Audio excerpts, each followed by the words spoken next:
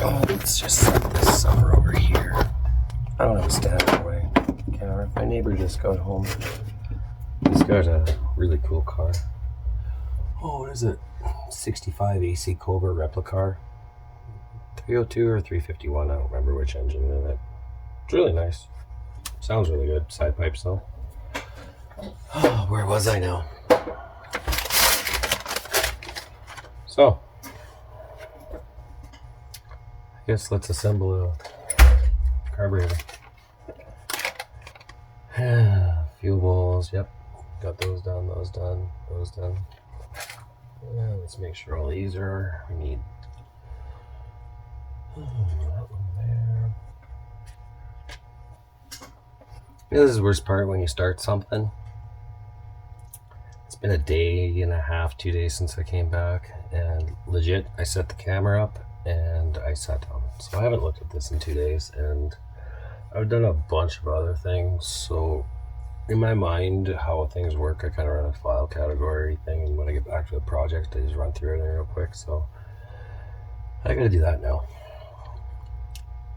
So yeah, until I get my head wrapped around this, you get a time lapse. And when I'm ready to talk again, we'll talk. But until then, yeah, I got nothing. I gotta get my head wrapped around into this. As a mechanic, these are things are, and yeah, give me like 5 minutes at least. So, time lapse.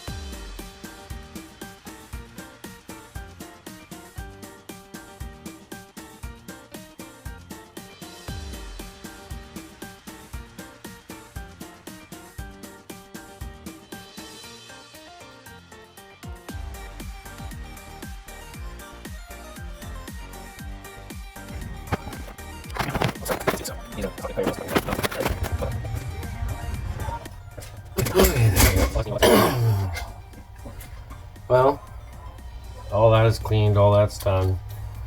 We're on the base plate. Put a bit of oil in there and she's beautiful now. So that's nice to know. So I guess next step is getting the base plate done.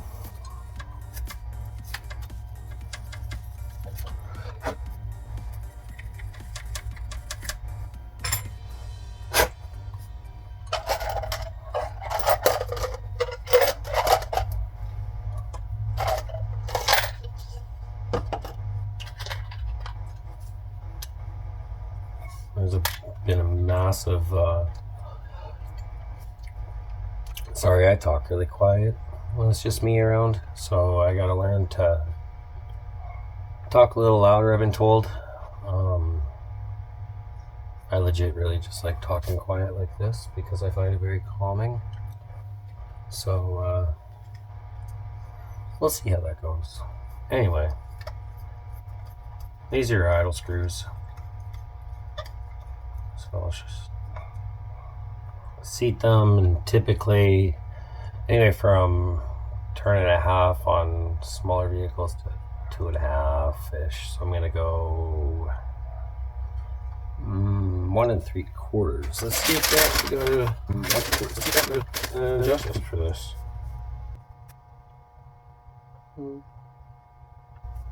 I don't see.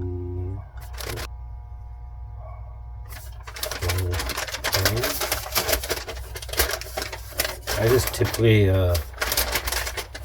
set these off the vacuum. I use a vacuum gauge and just set them that way. No, I got nothing.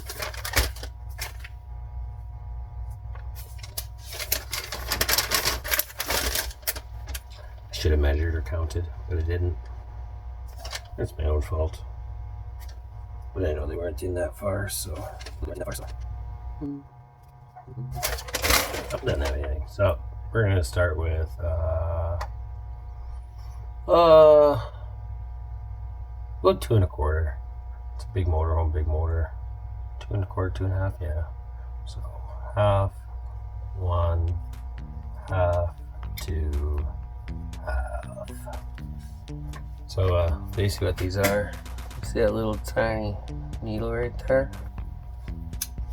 It goes into there, and it goes down into your idle circuit inside of here, which is right in there. You can see that little needle sticking out. That's what that comes through, and gas comes through that at idle, and that is what the engine idles off, is basically the vapor gas coming out of that little hole right there. So that's what these are for. And so you basically, when it's idling, you hook your vacuum gauge up and you screw them all the way in till the engine really doesn't want to run, basically. Screw them out till the engine starts running better, screw it in, back and forth, and you watch the vacuum on the motor and see where it sits. And honestly, sometimes the best vacuum is where you want it. So yeah, that's basically that.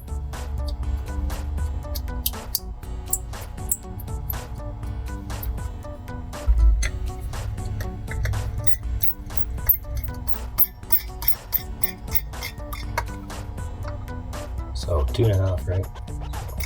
1, 2, 2 1/2. There we go. That is in there. Those are in.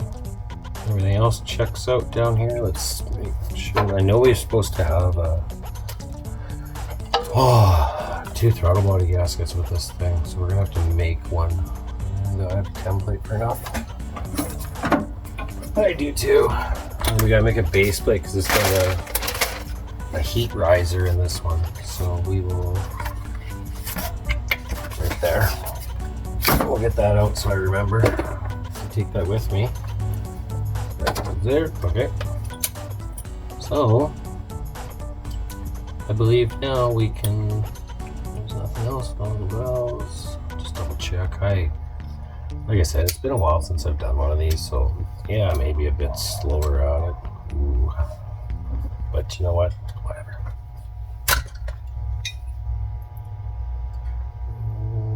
I want to check that. That is that one. Oh, it worked out. I hear for that. Yeah, we're good. Sorry, talking to myself. So, base plate. Always check to make sure. The things I found over the years is like with aftermarket companies, that sometimes the gaskets, they just don't line up quite right, so you just want to double check all the time.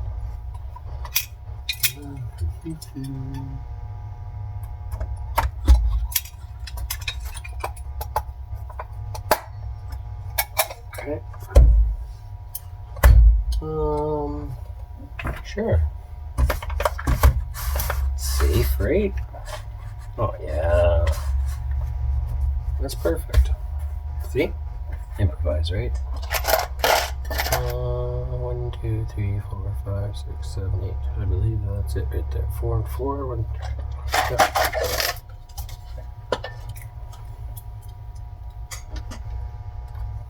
1, 2,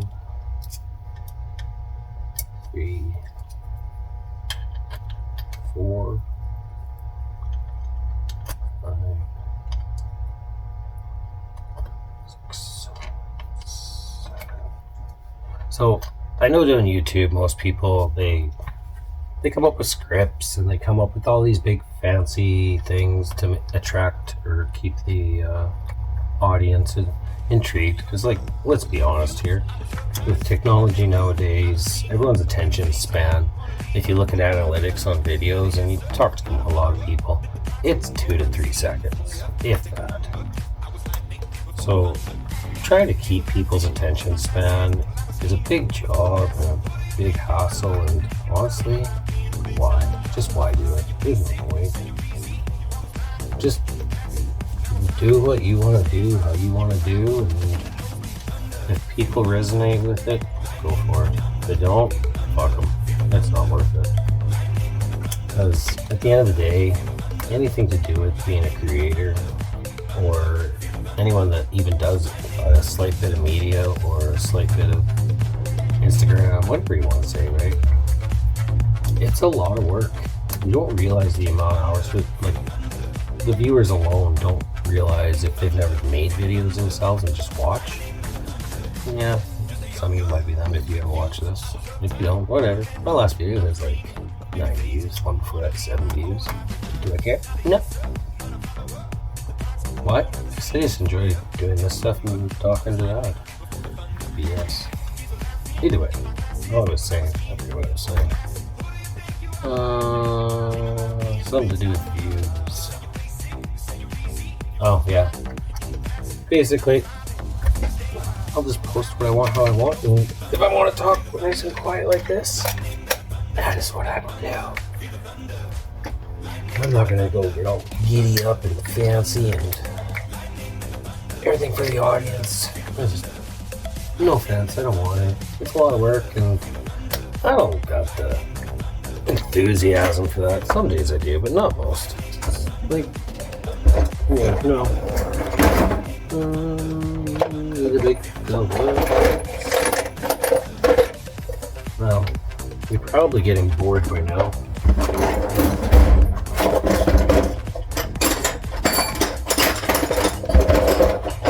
So how about I do a little more time lapse here for a bit, and if you're still with me after all my little rants and raves and my non-exciting channel, there'll be excitement here and there and once in a while, don't get me wrong, but that's probably just going to be video, not me talking. So let's get this done.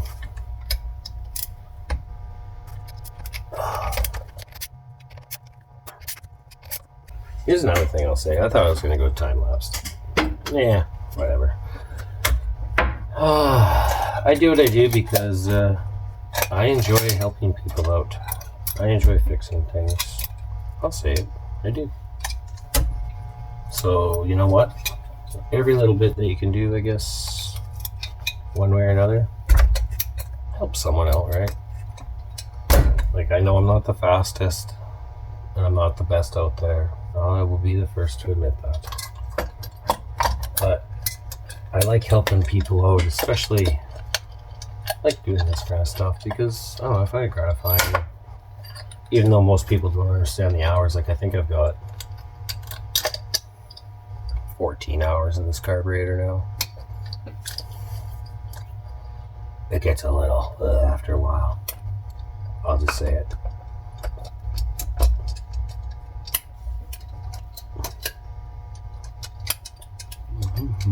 Top it off here. There we go. That's better. Come on, Root. There we go. Wiggles. Come on, baby. There we go. You gotta be careful with these. You don't have to be careful. You really don't. You can hammer them together, hammer them apart. I'm being careful with this one because it was so corroded, and I just want to make sure that it works for her. And if I knew she was staying in town and driving this around here for the summer, I'd gladly be able to. This is what I do for people. If you need, I'll go over directly where you are to help you out. You don't always have to bring your shit to me. That's part of my consulting advice that I do is I go to people's garages, businesses, whatever you want to say, right? And I I go there and I either like literally work with my hands and help them with sublet work for their business, or I consult them for either the business or a project that they're doing, or shop flow and production, because like I've got all those courses and everything for the past, and it's honestly, it was one of the best things I ever did was take all those. Like I took it with Bob Greenwood, who he's worked with, I think, Ford and GM or Dodge or something like that, a bunch of other ones. So all the little bit of knowledge you can get in life, like all little courses, yeah, you may never use them, and they may be a waste of time, is what a lot of people think. But like I've got a lot of certifications and a lot of courses under my belt, and the reason why I did all that is, I'm pretty sure I'm autistic and ADHD as F can be. But secondary, I really like learning, and the more I could learn about how things worked and all that has been invaluable. Like I've got insurance courses for house insurance and auto insurance and all that, and mortgage and all that, and that was invaluable for teaching me how the system worked in order to understand what I was looking at with the paperwork. Like everything like that in this world, you need to understand, because if you don't understand, you're going into it blind, like I was most of my life. So anyway, I'm done with talking to you guys for now, so time lapse now.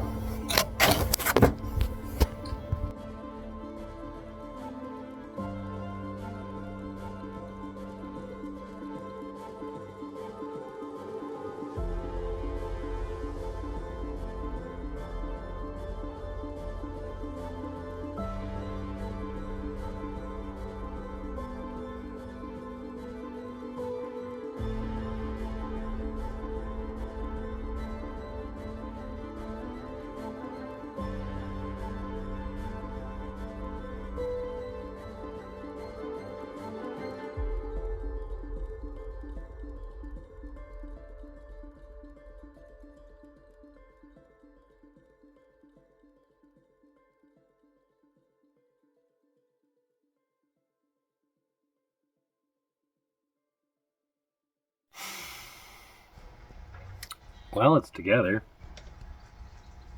Everything's adjusted. I guess it's time to go do the rest of the shit on the motorhome and get it all done. Hopefully by the end of tomorrow. She's running away, so I'll flip this around so you can see what I'm dealing with. So tools I used, the old gaskets right here, like it definitely seen some better days. Anyway, new base plate gasket, so there it is. It ain't the cleanest, still a little dirty and grimy, but she's good to go now. Everything's set, adjusted, cleaned, gone through. All of that stupid fire extinguisher BS is off of it. So yeah, that's ready to go. So I guess the carburetor rebuild video here, it's all done. I don't know how long it is. I don't know how many minutes I babbled my ass off, or we did a little time lapsing. But the next stage is I'm gonna pack this up, head on over to my shop, and start tearing down the rest of the motorhome. Yeah. So, catch you on the flip side. Thanks for watching. I don't know if this video is gonna be longer than this or not, so if it's not, peace. If it is, hey, on to the next chapter. Yeah, on to the next chapter. Let's do this. Yeah, let's call it at that.